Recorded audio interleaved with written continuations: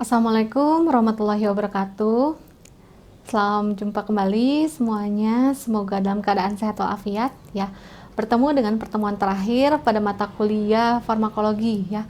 Semakin akhir semakin banyak materi yang disampaikan. Nah, masih tentang penggolongan obat.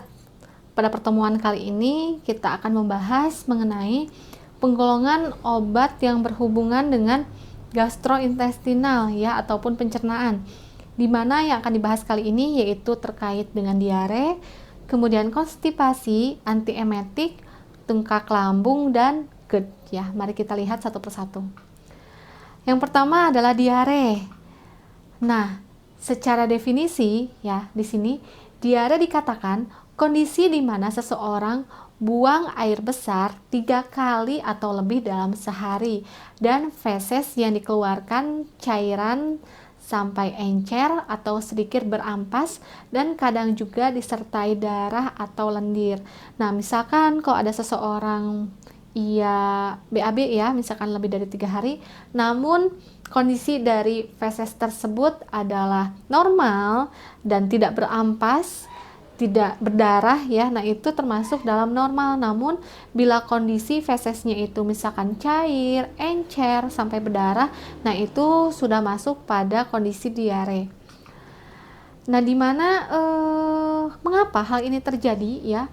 Karena di sekresi cairan ke usus ini lebih besar daripada absorpsi cairan dalam usus, atau keadaan di mana gerakan peristaltik usus ini lebih cepat dibandingkan dengan biasanya ya. Jadi karena ia terlalu cepat gerakan dari peristaltiknya, oleh karena itu fesesnya itu ia mudah keluar disertai dengan cairan ya. Jadi cairannya juga tidak diabsorpsi di dalam usus. Nah, penyebabnya apa? Penyebab diare bisa diakibatkan karena keracunan, kemudian obat-obatan, intoleransi makanan, kemudian karena infeksi enteral dan parenteral, dan ada juga penyakit usus yang disebabkan oleh inflamasi. Nah, ini adalah beberapa penyebab mengapa diare itu bisa terjadi. Kemudian ini adalah pengobatan ya untuk diare. Yang pertama golongan kemoterapeutik, yang kedua golongan obstipansia, dan yang ketiga adalah golongan spasmolitik. Nah, mari kita bahas satu persatu. Yang pertama adalah golongan terapeutik ya, banyak obatnya. Nah, kita lihat di sini. Jadi kemoterapeutik adalah obat-obatan yaitu yang digunakan untuk memberantas bakteri ya penyebab diare. Contohnya antibiotik, kemudian sulfonamid, quinolone, dan furazolin. Contoh obat lainnya, yang pertama adalah rakekordil, kemudian loperamid, ada niforoxazid, dan dioctahedral smectid. Nah, ini memiliki mekanisme kerja yang berbeda-beda.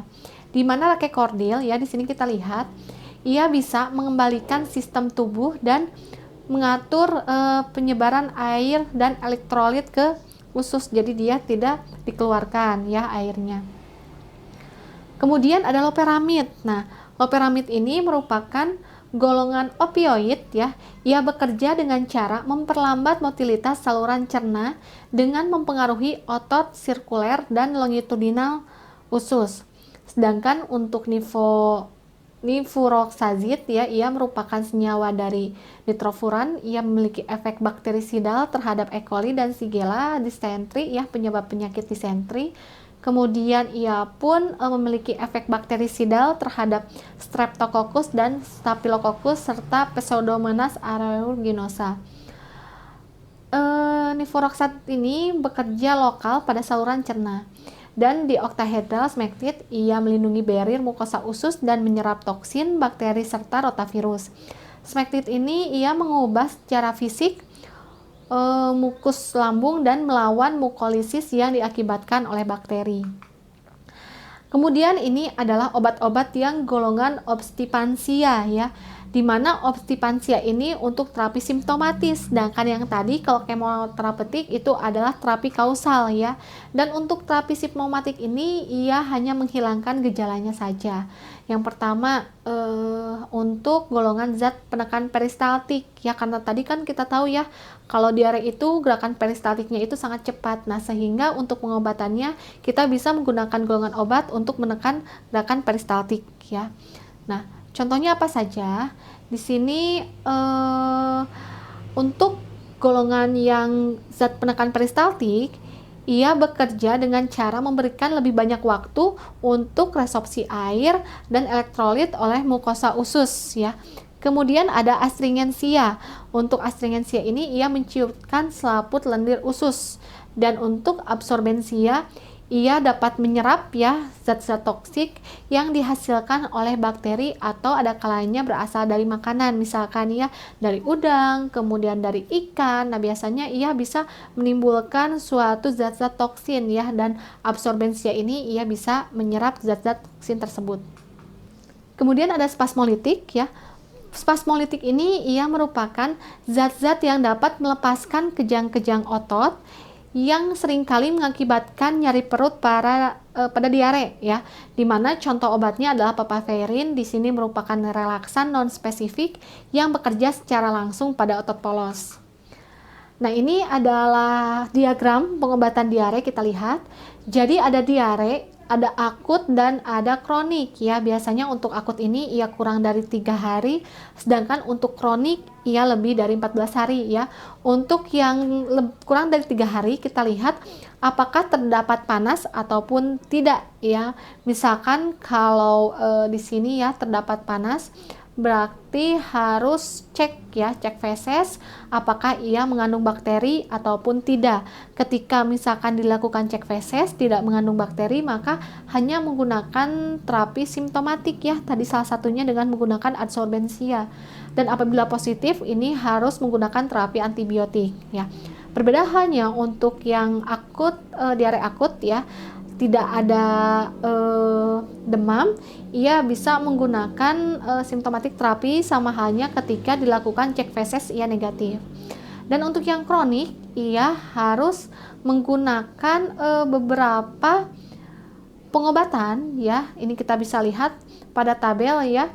Ada beberapa pengobatan yang bisa dilakukan, di mana biasanya ia harus dicek terlebih dahulu ya, apakah ia negatif ataupun positif. Dan biasanya untuk yang akut ini ia disebabkan karena adanya penyakit lain ya, biasanya bukan karena penyakit diarenya saja, seperti itu. Nah, kemudian ini tentang yang kedua ya, tentang gastrointestinal, yaitu tentang konstipasi. Nah, jadi konstipasi ini kebalikan dari diare. Kalau diare itu terlalu banyak feses yang keluar, kalau konstipasi ini justru kondisi ataupun jarang feses ya, ataupun dikatakan jarang berdefekasi ya. Nah, jadi karena frekuensi berdefekasi ini berbeda pada setiap individu, definisi ini bersifat subjektif ya, dan dianggap sebagai penurunan relatif jumlah buang air besar pada individu. Pada umumnya pengeluaran defekasi ini kurang dari 1 setiap 3 hari yang dianggap mengindikasikan konstipasi. Jadi memang kalau misalkan ya ada seseorang misalkan yang defekasinya itu sehari bisa 3 kali. Nah, misalkan kalau sudah 2 hari berarti dia sudah termasuk dalam konstipasi, tapi berbeda dengan individu lainnya. Misalkan memang normalnya individu itu adalah 2 hari sekali ya, 2 hari sekali ya untuk berdefekasi. Nah, jadi ketika memang keesokannya dia tidak berdefekasi, itu tidak termasuk dalam konstipasi, seperti itu. Penyebabnya apa? Penyebabnya adalah asupan cairan yang kurang. Nah, jadi memang untuk orang-orang yang merasa dirinya, wah saya sudah masuk dalam konstipasi nih, nah baiknya adalah pengobatan utama itu adalah minum air mineral ya yang banyak ya. Kemudian diet rendah serat ya.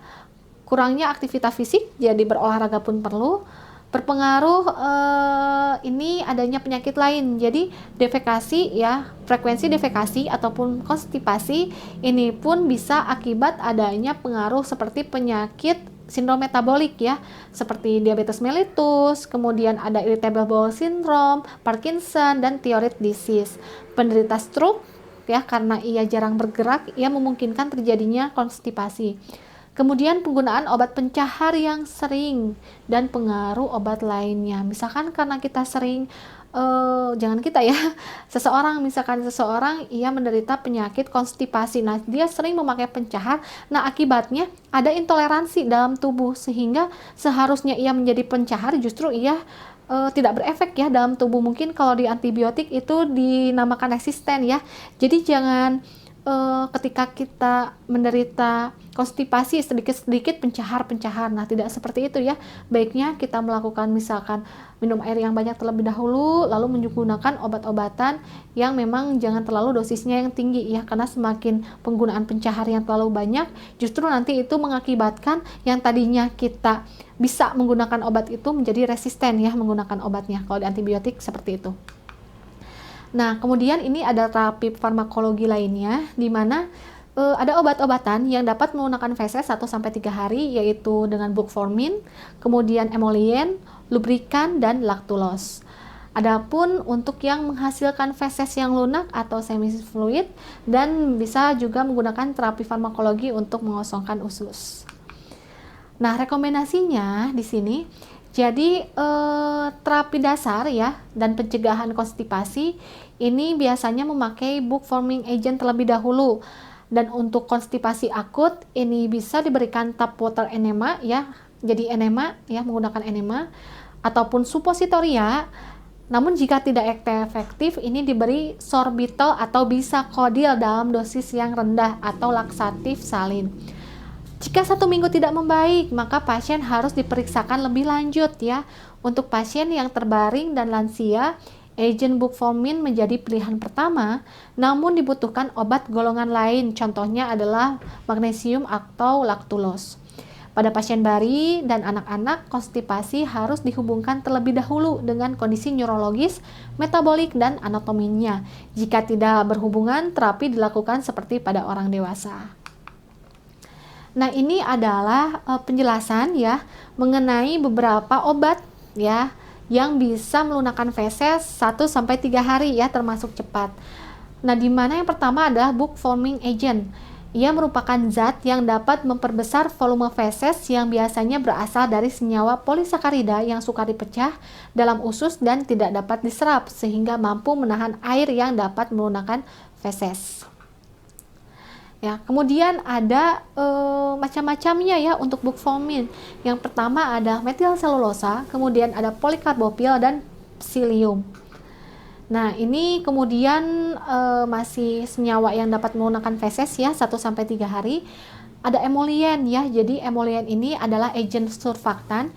Ia bekerja dengan memfasilitasi pencampuran bahan berair dan lemak dalam usus halus ya.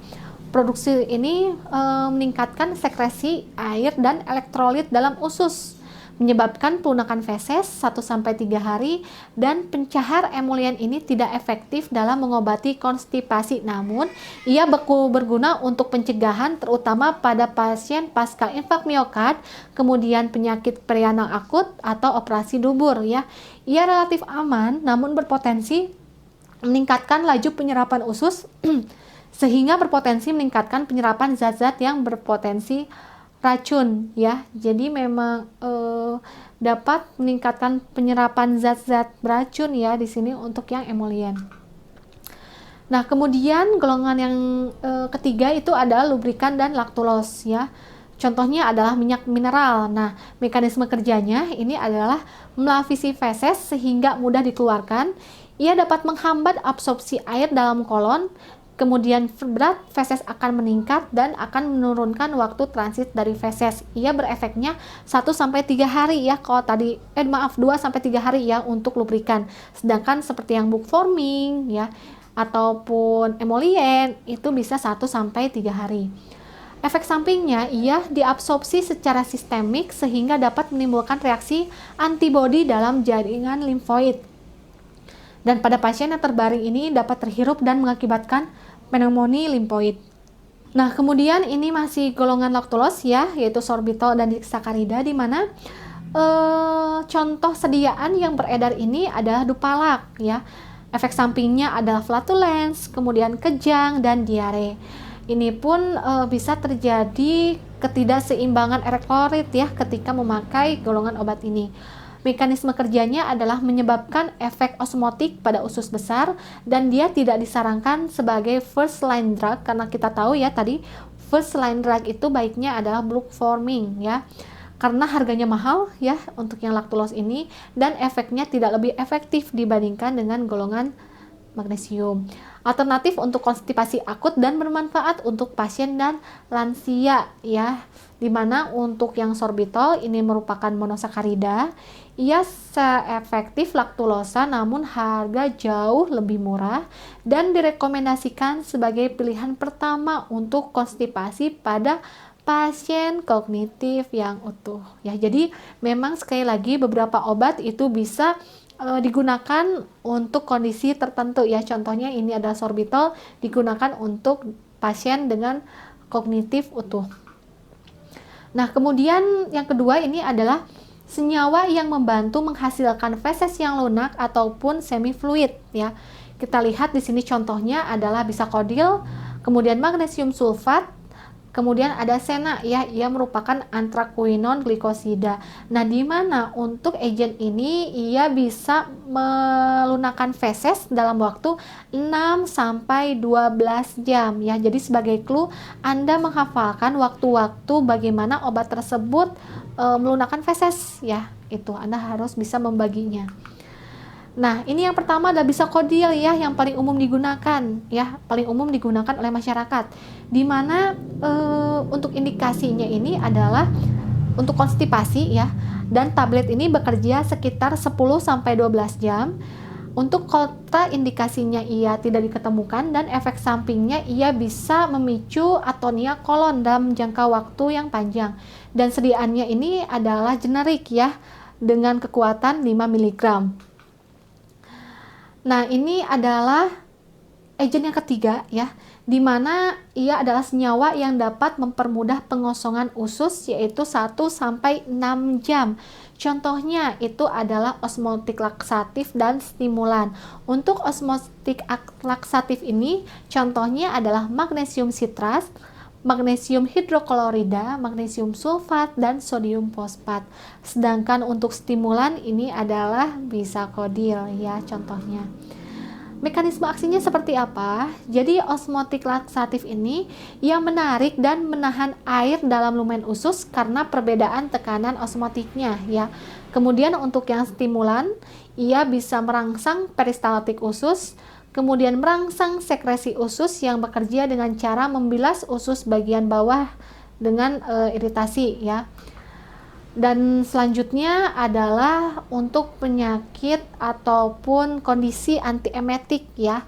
Kita lihat, jadi emesis atau muntah ini adalah ejeksi seluruh isi dari lambung melalui mulut ya, atau pengeluaran ya, dimana nausea, retching, kemudian ekspulsi. Awalnya ia mual, terus ia muntah ya, itu adalah emesis ya. Jadi nausea, retching, dan ekspulsi ini merupakan rangkaian peristiwa bagaimana terjadi muntah di dalam tubuh kita ya. Yang pertama diakibatkan karena adanya mual terlebih dahulu, baru ia muntah. Nah, klasifikasi obat antiemetik cukup banyak ya. Yang pertama adalah selektif serotonin ya, kemudian dopamin antagonis, antihistamin, antikolinergik ya, kemudian NK1 reseptor antagonis, miscellaneous, ada glukokortikoid dan kanabinoid ya, cukup banyak. Nanti untuk lebih memperdalamnya Anda bisa membaca materi lebih lanjut ya terkait dengan obat-obatan pada sistem pencernaan. Yang pertama kita lihat ada antihistamin ya, atau H1 blocker. Contohnya ini adalah promethazine, kemudian ada sinarizin, dimenhidrinat, dan diphenhidramine. Indikasinya dia untuk motion sickness, vertigo, dan gangguan fungsi dari labirin. Kemudian ada dopamin antagonis ya. Contohnya adalah metoclopramide dan domperidon. Kemudian ada domperidon, ia selektif dopamin ya, dan ia tidak menembus barrier otak. Ada antagonis reseptor serotonin ya. Di sini contohnya ia diekskresikan di hati dan ginjal ya, dan indikasi untuk kemoterapi ya. Pastikan biasanya kalau sudah mendapatkan kemoterapi itu muncul mual dan muntah ya. Nah, reseptor serotonin ini bisa digunakan untuk mual dengan kondisi tersebut. Kemudian karena postoperatif ya, nausea dan vomiting, dan dikarenakan juga karena adanya radiasi. Kemudian ada antikolinergik ya. Untuk antikolinergik ini yaitu antimuskarinik dan parasimpatolitik ya. Ia bisa digunakan untuk menurunkan motilitas dan sekresi gastrointestinal. Mekanisme kerjanya adalah dengan menghambat asetilkolin dan histamin dan asam hidroklorida. Contoh obatnya adalah hyosin ya atau skopolamin. Ia pun bisa digunakan sebagai motion sickness. Kemudian ada antagonis NK1 ya. Ia bisa menghambat ikatan antara substansi P dengan NK1 secara spesifik ya. Indikasinya ia untuk PNOV dan untuk kemoterapi. Kemudian ada miscellaneous ya. Ia untuk glukokortikoid. Contohnya adalah dexamethasone ya. Dan mekanismenya ia sebagai antagonis prostaglandin, kemudian pengeluaran dari endorfin, dan untuk depresi triptofan ya, sehingga nanti ada penurunan serotonin ya, dan sebagai antiinflamasi efek. Ia biasa digunakan untuk CINV ya, dia merupakan highly hematogenik yaitu 8-12 mg sebagai dosis tunggal ya. Nah, ini adalah obat ya yang bisa digunakan untuk ibu hamil ketika merasa emesis, di mana pemberian obat ini harus berefikasi ya, manfaat dan aman ya. Lihat dari kebermanfaatannya dan aman atau tidaknya obat tersebut. Penggunaan obat pada ibu hamil ini perlu pertimbangan dan pengawasan. Artinya apa? Harus konsultasikan dulu terlebih dahulu ya kepada dokter.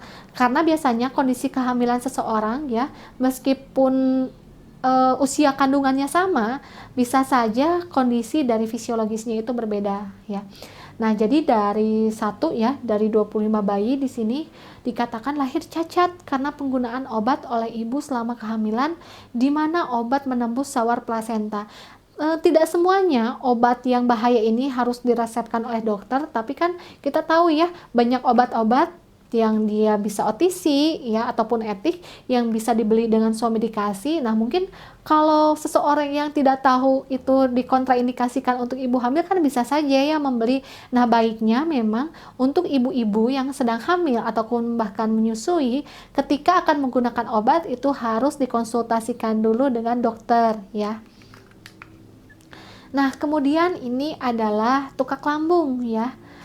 Nah, jadi definisi dari tukak lambung itu sendiri adalah luka atau lesi pada lambung atau duodenum yang disebabkan ketidakseimbangan antara faktor agresif ya, yaitu sekresi asam lambung, pepsin, dan infeksi bakteri Helicobacter pylori dengan faktor pelindung mukosa yaitu prostaglandin, gastrik mukus, bikarbonat, dan aliran darah mukosa. Penyebabnya apa? Penyebabnya ini bisa diakibatkan karena mah akut ya, kemudian ada infeksi bakteri, penggunaan obat NSAID ya ataupun NSAID, dan adanya konsumsi alkohol. Nah, jadi kalau tidak mau terkena tukak lambung ya hindari penyebab ini ya. Jadi jangan terlalu banyak meminum obat-obatan NSAID ataupun bisa menggunakan NSAID tapi dengan obat anti emahnya ya, seperti itu. Nah, patologinya seperti apa? Ya, yang pertama asam lambung meningkat, kemudian merangsang saraf kolinergik, mukus berkurang, adapun merangsang saraf simpatik, ada pilospasme, ada ulcerasi, kemudian motilitas lambung meningkat, nyeri, epitel rusak, kemudian pilorus stenois dan mual. Ya, nah ini adalah mekanisme kerja dari obat ya. Obat untuk tukak lambung yang pertama adalah antasida, sering kita dengar. Nah, antasida ini ia menetralisir asam lambung yang berlebih. Berbeda halnya dengan antagonis reseptor H2 ya.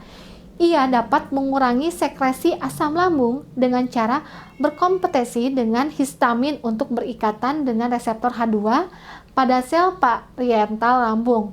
Apabila histamin ini berikatan dengan reseptor H2, maka dihasilkan asam. Nah, sehingga antagonis reseptor H2 ini ia berlomba-lomba ya dengan histamin. Gimana caranya ya, istilahnya histamin ini tidak berikatan dengan reseptor. Nah, yang berikatan ini adalah obatnya sehingga nanti tidak muncul asam ya, tidak dihasilkan asam. Kemudian golongan yang ketiga adalah PPI ya, atau penghambat pompa proton atau pompa proton inhibitor PPI ya.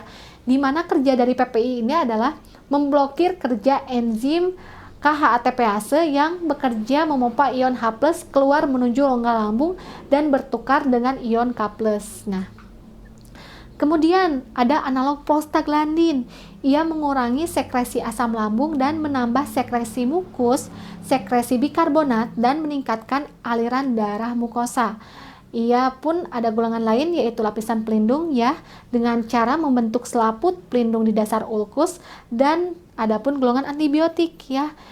Biasanya ia digunakan untuk tukak lambung akibat infeksi Helicobacter pylori. Contohnya amoxicillin, metronidazole, kemudian clarithromycin, erythromycin, ampicillin, trisulfa, dan cotrimoxazole. Ya, ini adalah beberapa golongan ya untuk tukak lambung. Nah, ini adalah contoh ya, contoh obat ya terkait dengan obat untuk tukak lambung. Untuk antasida, pastikan Anda sudah belajar ya tentang penggolongan obat menurut undang-undang. Saya tidak akan membahas kembali. Di mana contoh senyawanya adalah aluminium hidroksida dan magnesium hidroksida serta simetikon. Nah, di sini ada nama senyawa baru ya, kemudian ada nama dagangnya. Kemudian untuk antagonis reseptor H2 itu ada ranitidin, famotidin, simetidin. Nah, biasanya itu ciri khas ya, tidin-tidin itu merupakan antagonis reseptor H2. Kemudian ada PPI ya, menghambat pompa proton. Contohnya adalah omeprazol, lansoprazol, pantoprazol. Ya, meskipun ini memiliki ciri khas, tapi ada beberapa golongan ya yang termasuk akhirannya itu azol, tapi dia termasuk dalam golongan antibiotik ya. Jadi tidak selamanya yang azol-azol itu adalah termasuk dalam PPI. Kemudian ada analog prostaglandin, contohnya adalah misoprostol.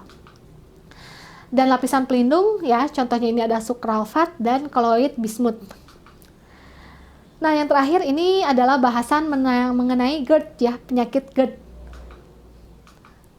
GERD ini adalah singkatan dari gastroesophageal reflux disease. Nah, atau yang biasa dikenal sebagai penyakit lambung akibat reflux asam lambung ya.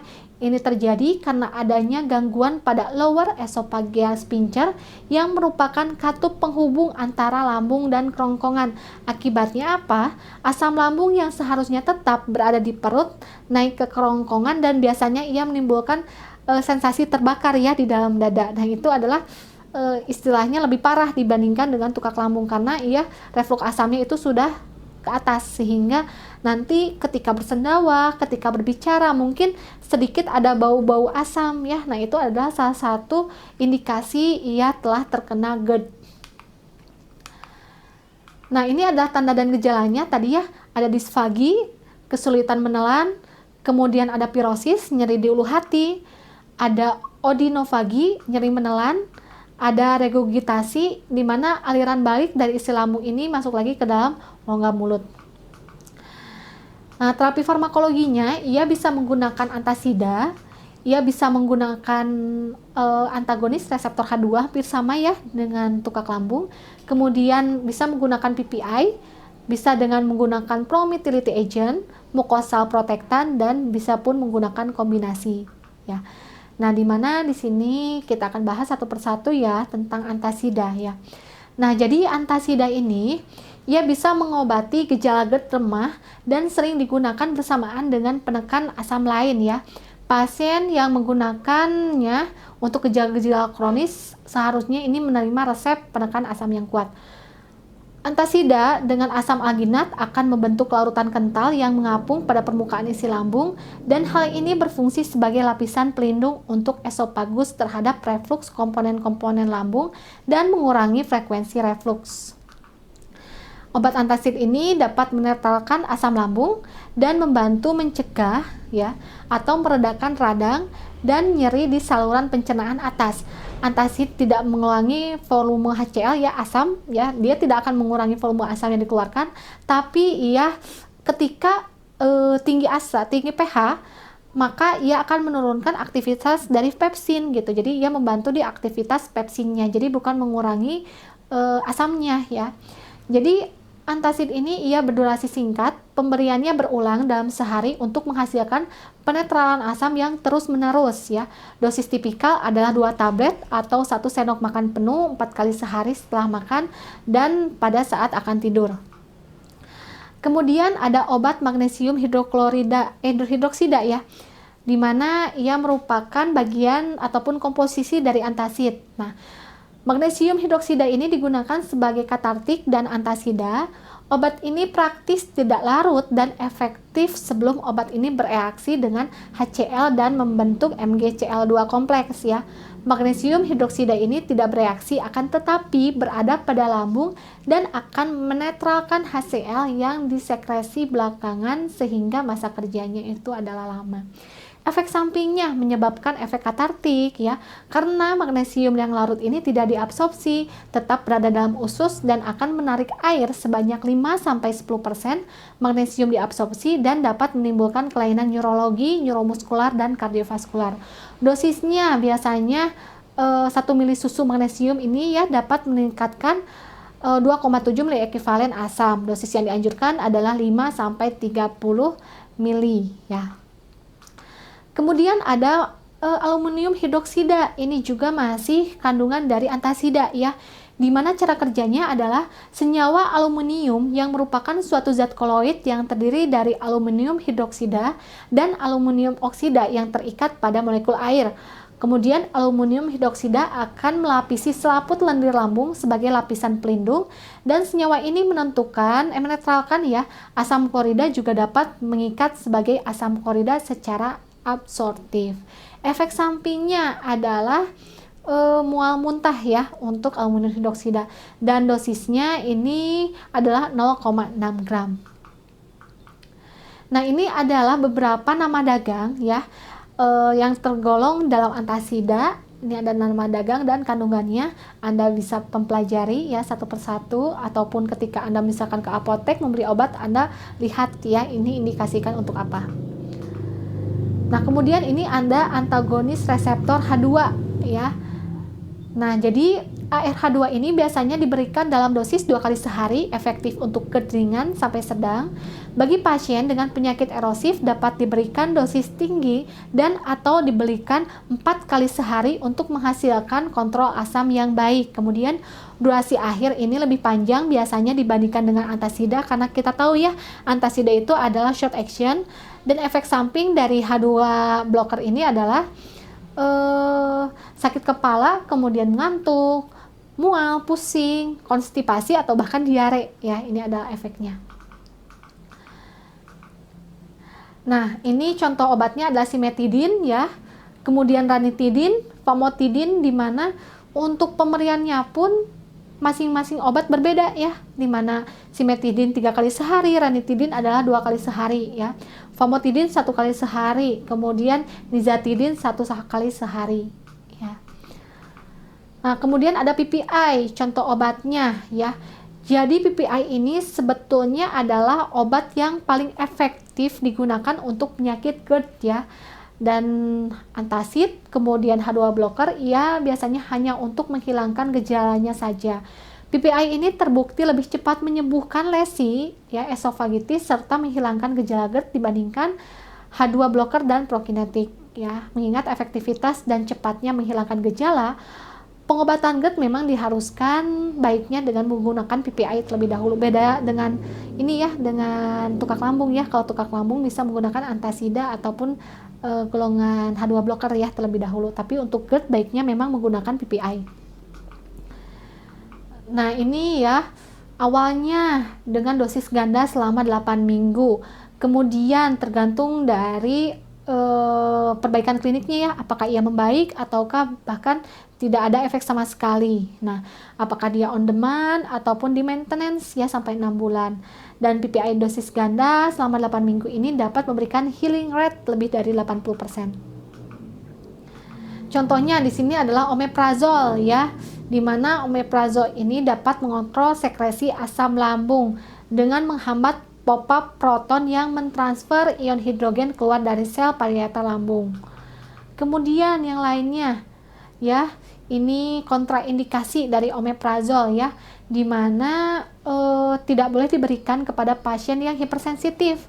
Efek sampingnya bisa menyebabkan diare, sakit kepala, konstipasi, mual, muntah ya. Dosisnya adalah 1 kali sehari dan interaksi obatnya dia dapat aktivasi ataupun menginduksi enzim di dalam tubuh.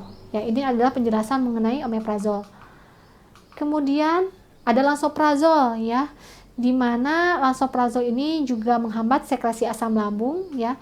Dosis pemakaiannya adalah 1 kali sehari untuk ulcus duodenum dan 1 kali sehari pula untuk benigna gaster, sama dengan pemakaian untuk reflux esofagitis.